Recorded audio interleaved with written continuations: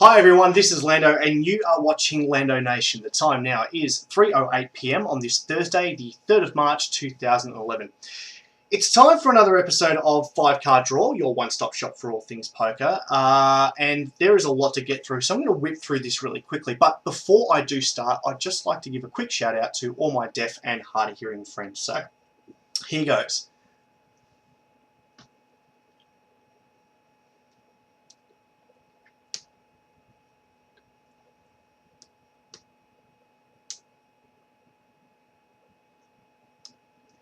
Now, as you can see, I've been practicing my Auslan, my Auslan, or Australian Sign Language.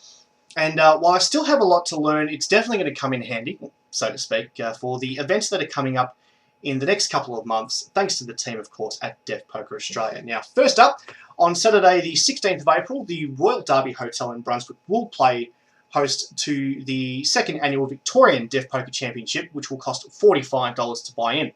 Now, like the 2010 Australian Deaf Poker Championship in Melbourne, the event will be fully dealt, thanks of course to Pokerama.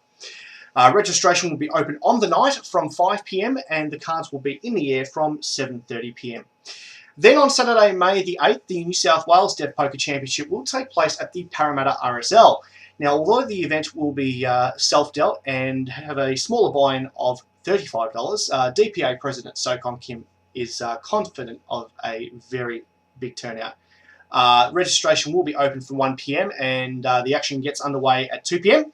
But you can pre-register for that event by emailing Sokong at dpa@deafpoker.com.au.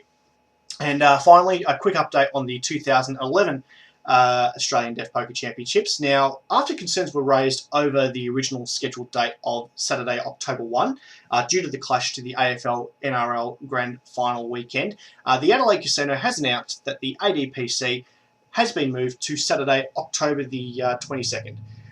It's expected that up to 100 players from all around the country will be taking part in the DPA's first major championship to be ever held inside a casino.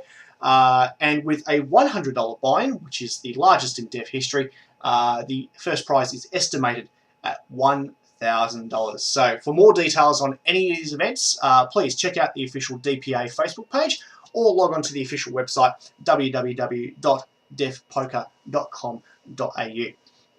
Now, for some more poker news, and Burswood Casino are gearing up for the 2nd edition of the PokerStars.net ANZPT Perth event, with the action kicking off on St. Patrick's Day with a $120 no-limit hold'em rebuy event. There's 9 tournaments scheduled in and around the $2,500 ANZPT Perth main event, which will run from March 23rd to the 27th. Now, there's no question that after his unusually poor start to the tour in Adelaide, reigning ANZPT Perth champion Tony Hachem will be more determined than ever to put in a deep run. But having said that, there is no question that back-to-back Hash has made a name for himself and has really stepped out of his brother's shadow and made a name for himself. However, he's yet to have an entire poker event named in his honour. But which of course leads me on to my next story with 2005 WSOP champion Joe Hachem, lending his name once again to the 6th Joe Hachem Deep Stack Series at Crown Casino in Melbourne. So from March 13th to the 20th, every man and his dog, plus all the sharks, fish, monkeys, and donkeys and muppets, well, maybe some monkeys too, I don't know, they'll be able to try their hand at a world-class casino tournament structure without the price tag. Buy-ins only start from $180. The main event itself is only $550 to buy in, and given the popularity of this series, seats are sure to sell fast. So be sure to click on to crownpoker.com.au for all the details there. Speaking of the Joe Hachem Deep Stack Series, Series 3 winner Amanda De Cesare has announced this week that she's taking part in the world's greatest shave to raise funds for the Leukemia Foundation. But there will be no colouring of the hair for the poker star. I can confirm in a Lando Nation exclusive that she's getting the full Sinead O'Connor treatment. So, yep, it's all coming off. And Amanda, if you are watching, I do wish you all the best. And I hope the new haircut turns out okay. But I do encourage everyone to donate to this worthwhile cause. So please log on to leukemiafoundation.org.au for all the details there.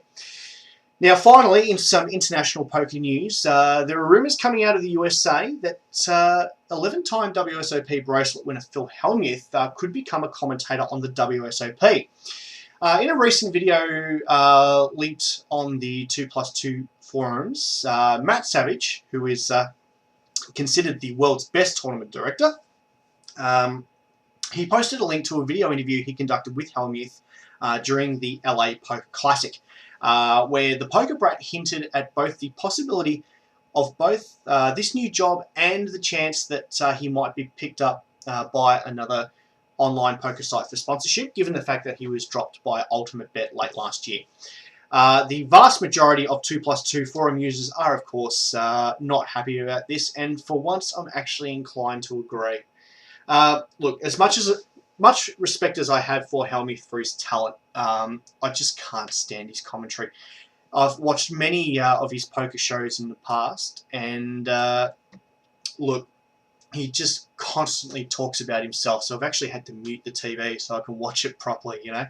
I have to say, Hellmuth is the Jason Ackermanis of poker. He's a big show pony with an even bigger mouth, but at least he does have the credentials to back himself up with. But I have to say, if he was to become a commentator on the WSOP, I fear that the ESPN producers would be signing their own death warrant on the broadcast, because if last year's drop in the TV ratings were anything to go by, I would strongly suggest the producers really do think twice before signing Hellmuth.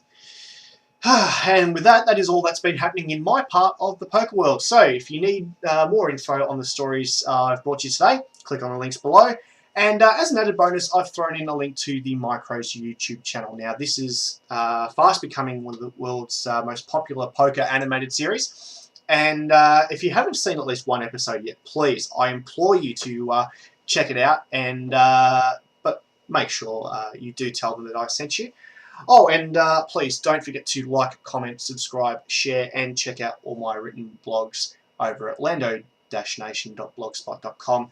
And that is all done. I've rushed through it. I'm sorry, but that's just the way it is. I've got plenty of stuff to do. And again, thank you very much for watching me here at Lando Nation. May the flop be with you. And, of course, ciao for now.